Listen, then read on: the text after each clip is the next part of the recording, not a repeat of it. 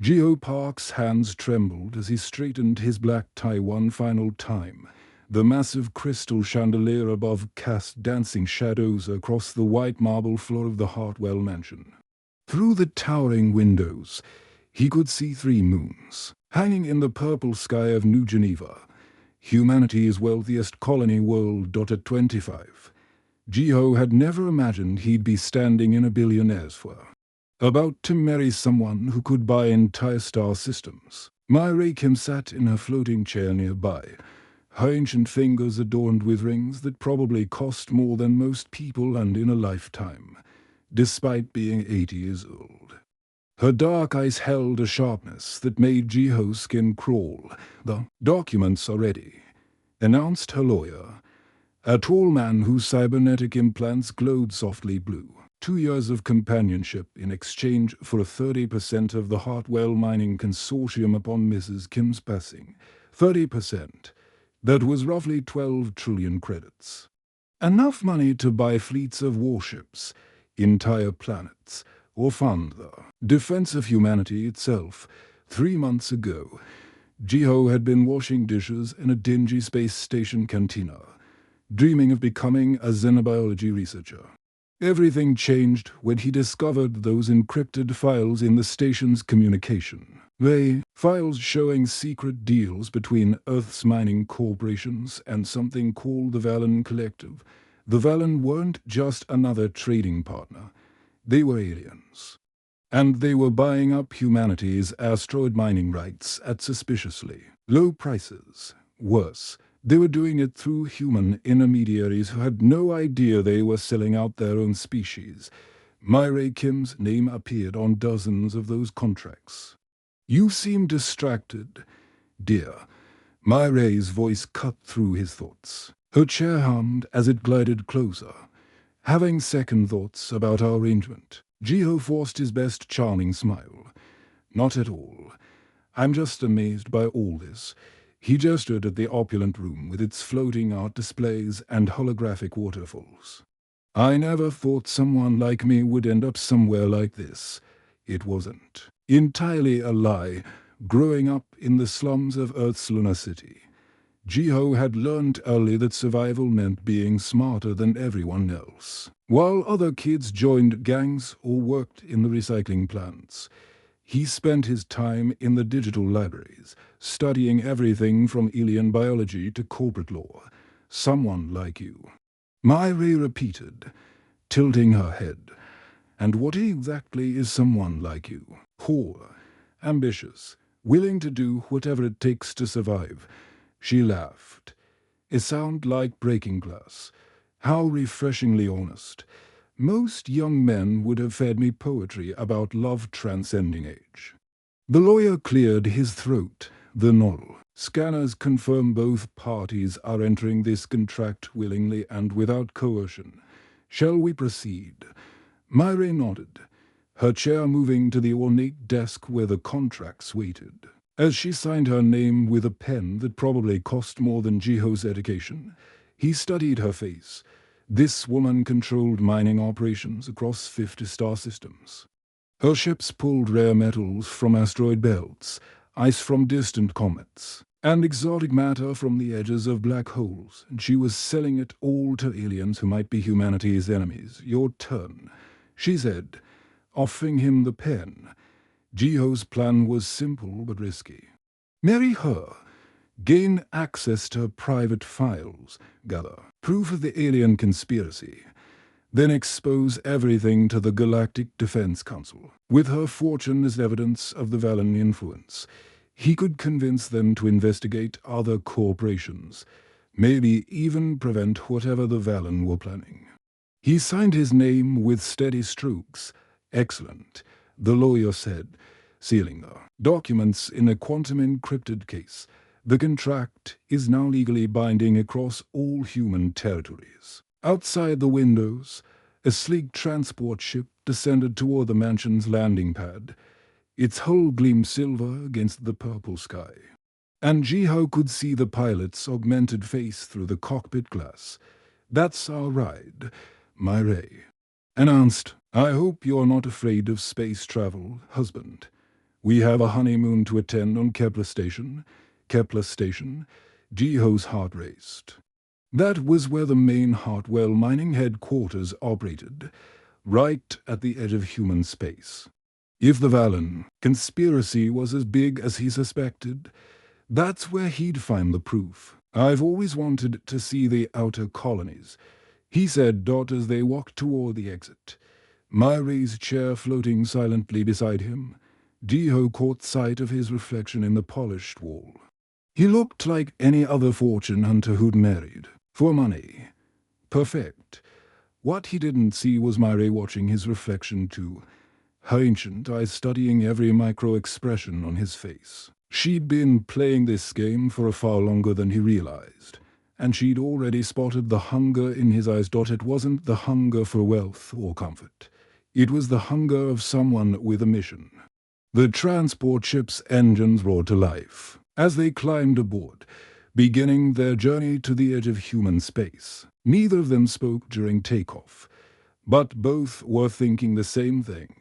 The real game was just beginning.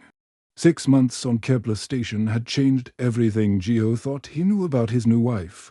The massive orbital facility hung like a metal spider in the void, its 8 arms stretching toward the asteroid fields where mining ships worked day and night. From their luxury quarters in the station center, Jiho could watch the cargo haulers returning with their precious loads through the reinforced windows. Myrie wasn't the fragile old woman he'd expected. Every morning, she'd glide through the station's corridors in her floating chair, inspecting operations with the precision of a military commander. Workers twice her size would snap to attention when she passed. Even the station's AI seemed to respond to her voice with something that sounded almost like respect. The quantum extractors in Sector 7 are running at only 60% efficiency.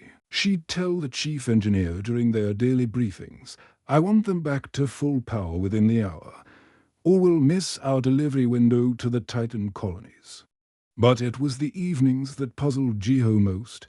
After dinner, Myrie would disappear into her private study, sealing the door with locks that required both biometric scans and voice recognition. Sometimes he'd hear strange sounds from inside, electronic beeping, mechanical whirring, and voices speaking in languages that definitely weren't human. Tonight, Jiho finally got his chance. A maintenance alert had triggered throughout the station, drawing most of the security staff to the outer rings where a mining drone had malfunctioned.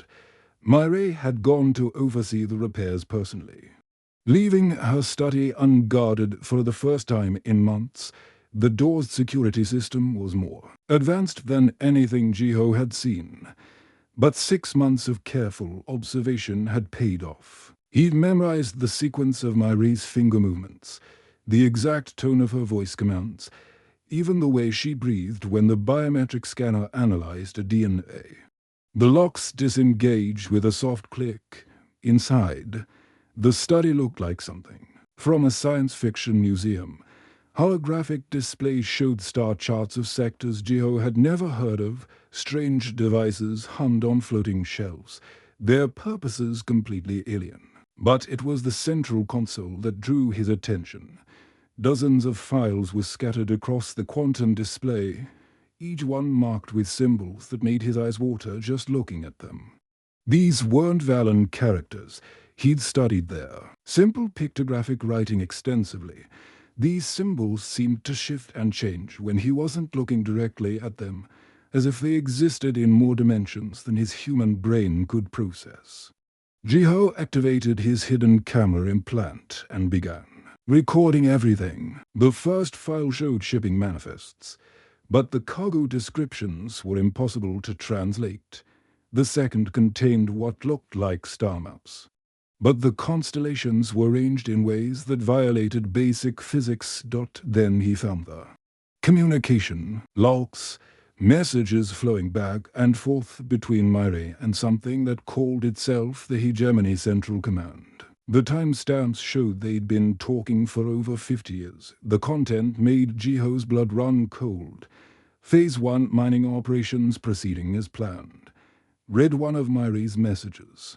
Human colonies remain unaware of resource depletion strategy. Estimated completion, 18 months.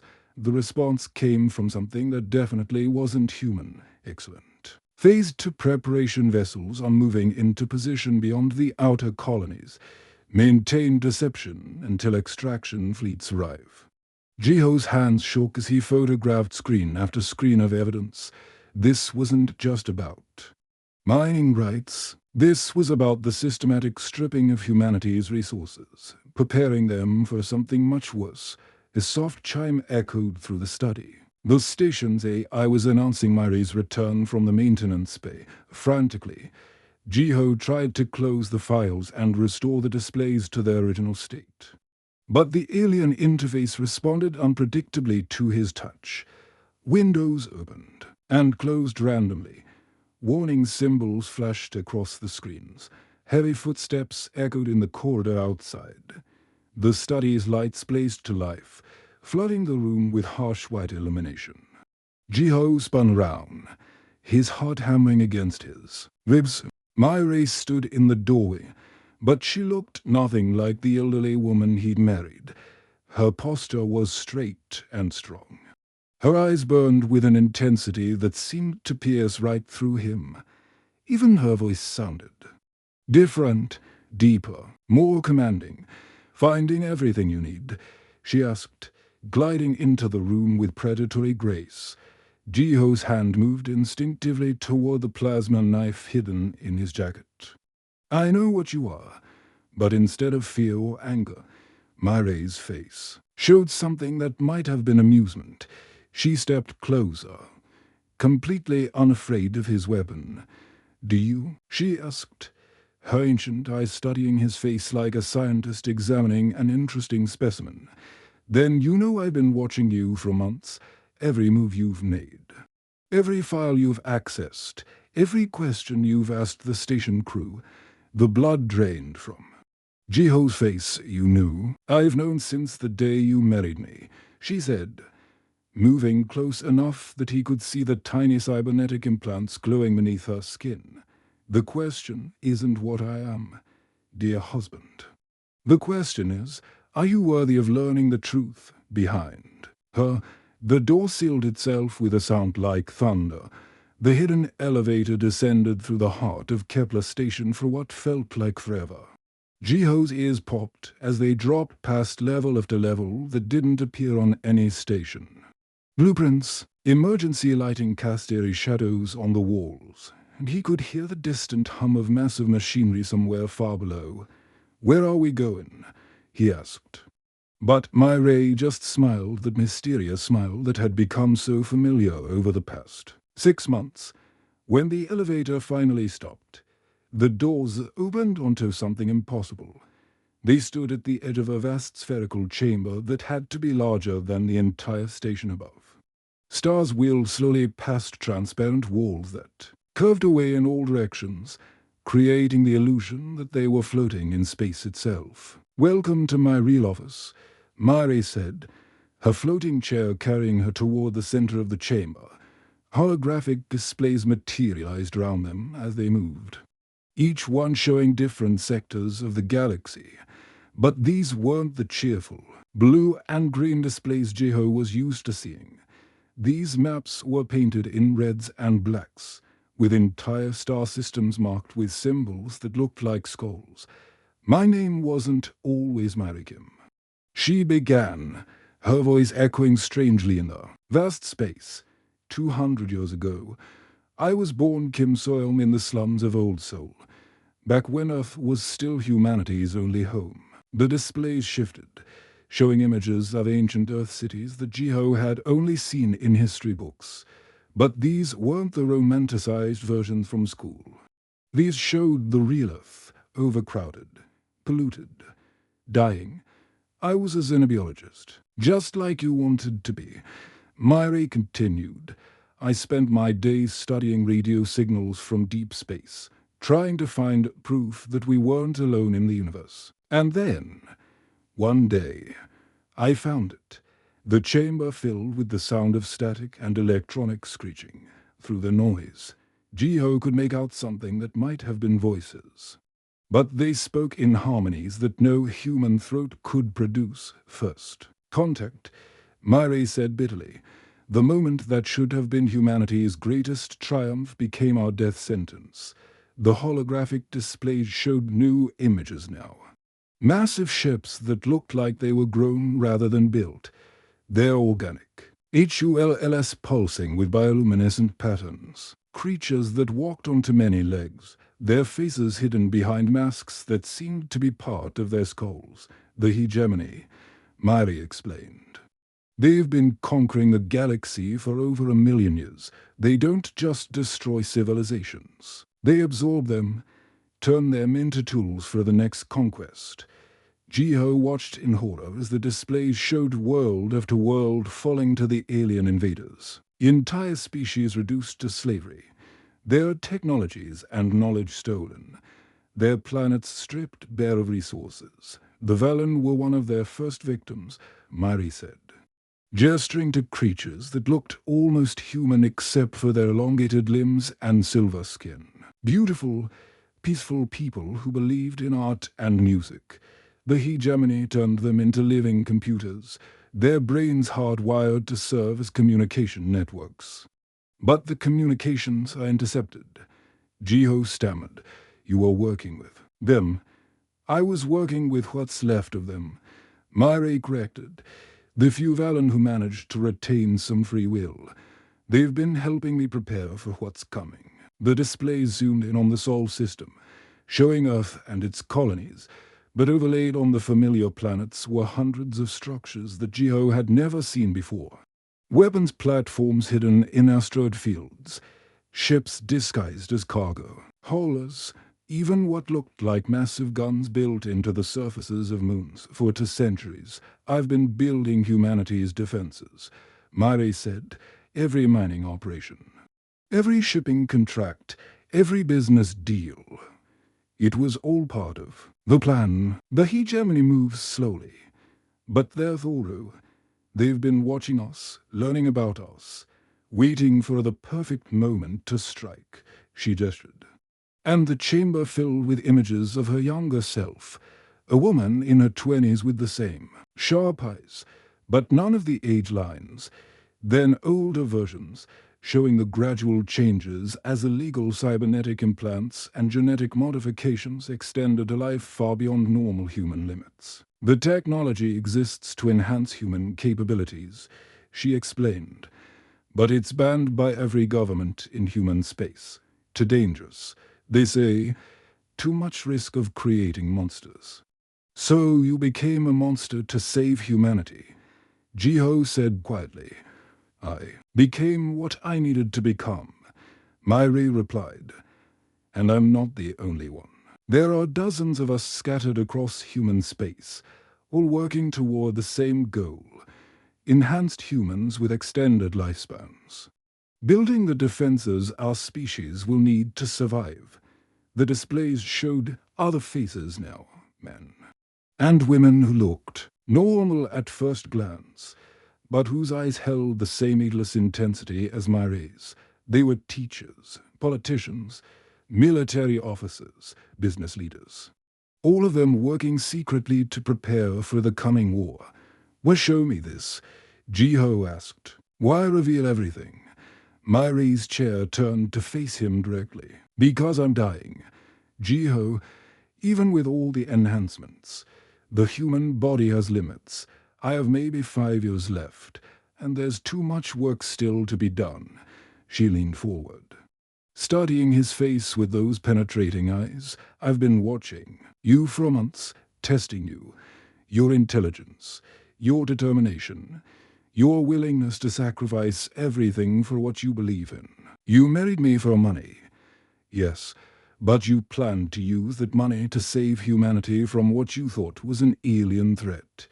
You want me to replace you, he realized.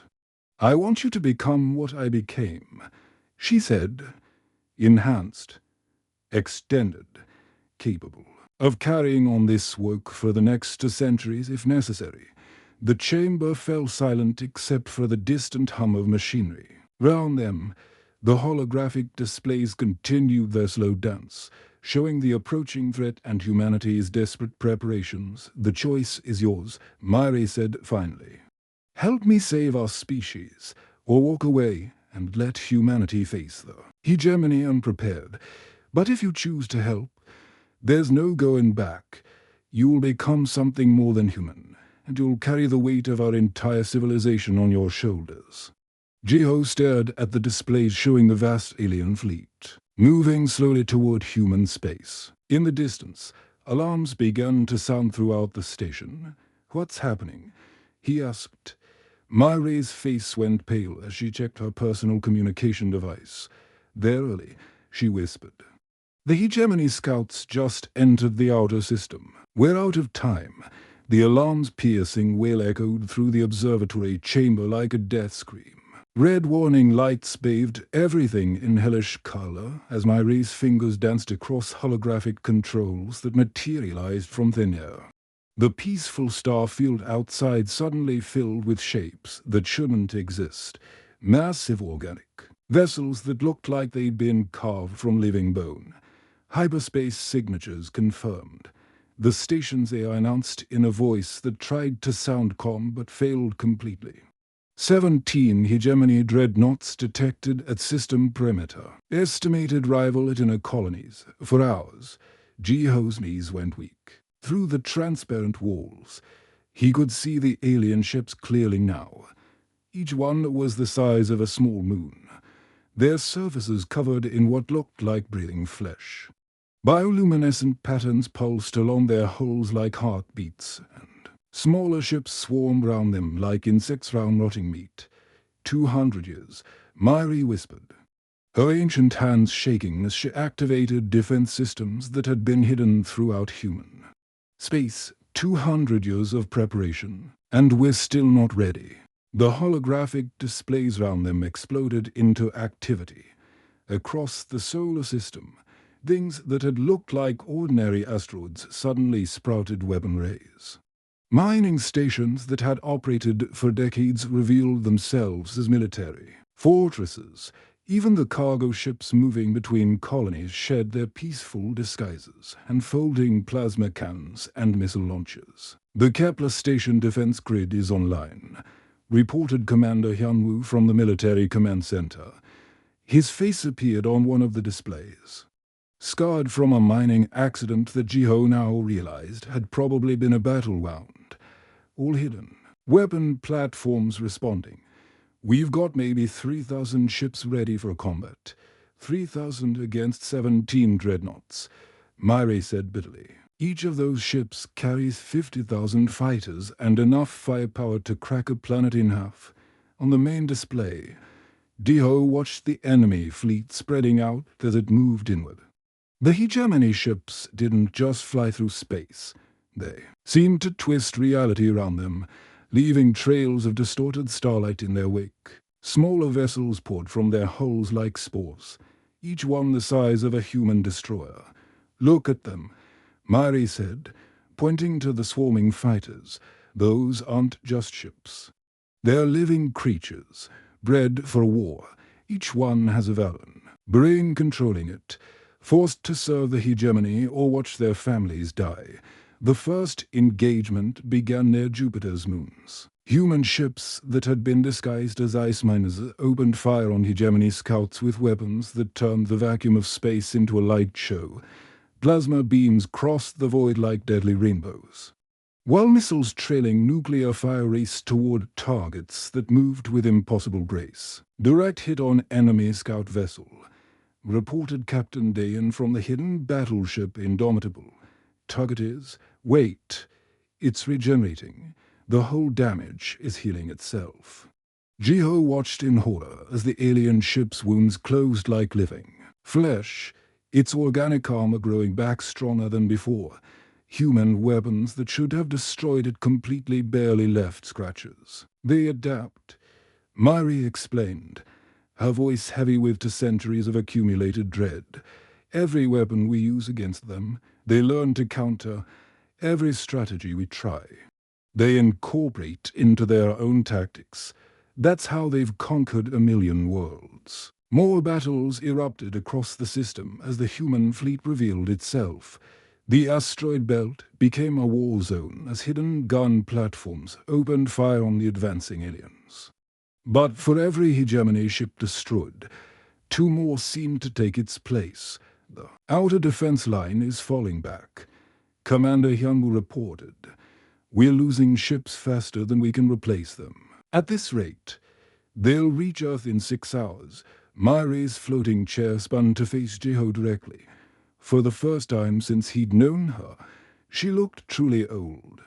Not just physically, but spiritually exhausted by the weight of carrying humanity's survival on her shoulders. "I can't coordinate all of this alone anymore," she said, her voice barely audible above the battle reports flooding in from across the system. "The neural interface requires too much processing power. I need someone else connected to the network."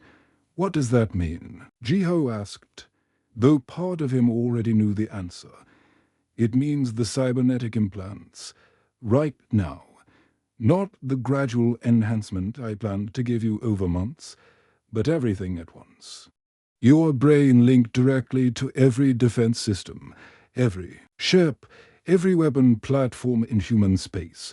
She gestured to a medical pod that rose from the floor beside them. Its interior glowed with soft blue light, and Jiho could see the neural interface cables waiting inside like sleeping snakes. "The process will change you forever," Mari continued.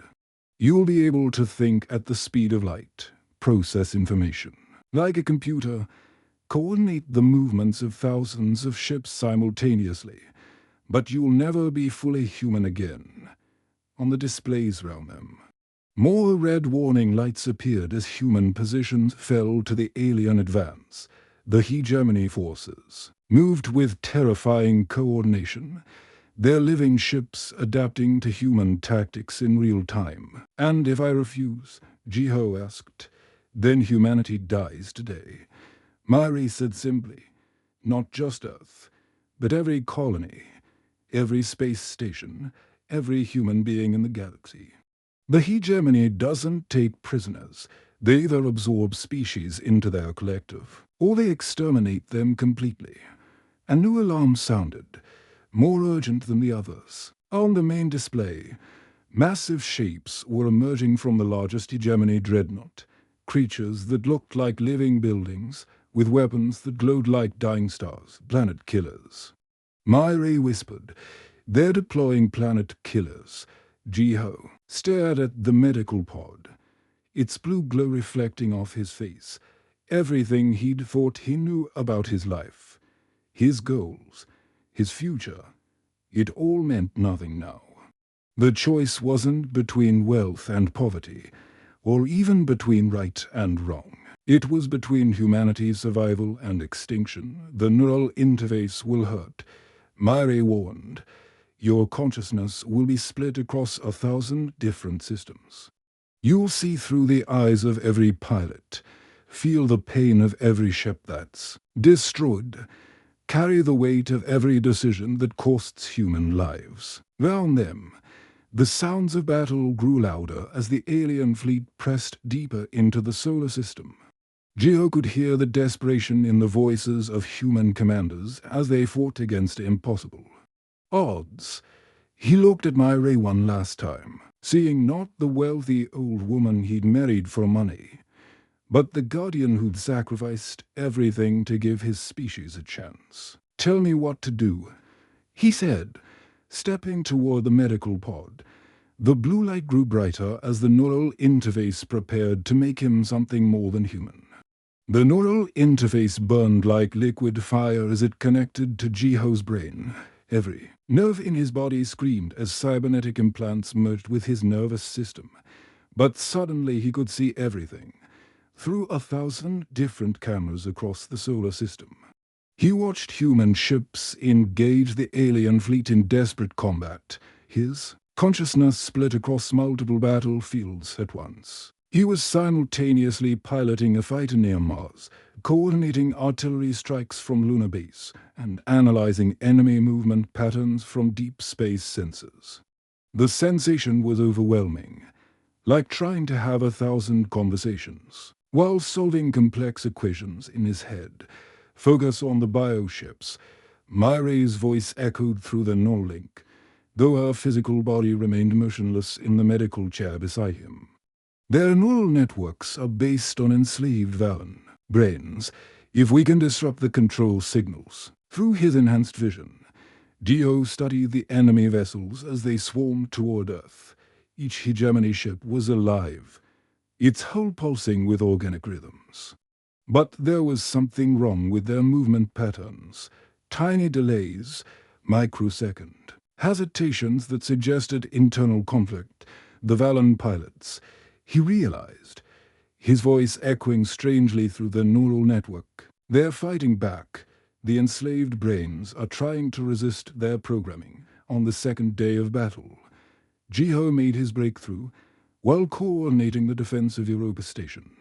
He noticed that the bioships responded differently to certain electromagnetic frequencies. His xenobiology knowledge, enhanced by the cybernetic implants, allowed him to identify the exact neural pathways the hegemony used to control their living vessels.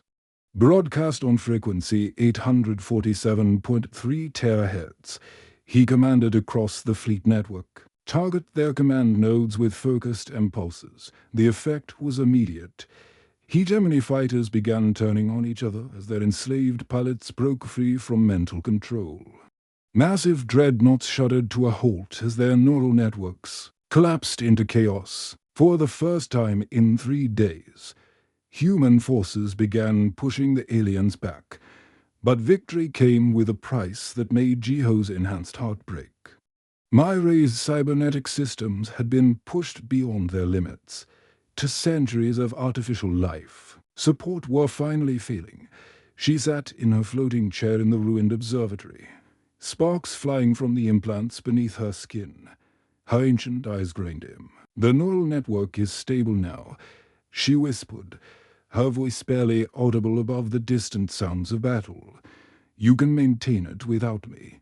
Don't talk like that, Jiho said, though part of his consciousness was still coordinating the final assault on the retreating hegemony fleet. We can fix the implants, find replacement parts. She smiled that mysterious smile one last time. I'm tired, Jiho. 200 years is long enough for anyone to carry this burden. It's your turn now. Round them, holographic displays showed the enemy fleet retreating toward the outer system.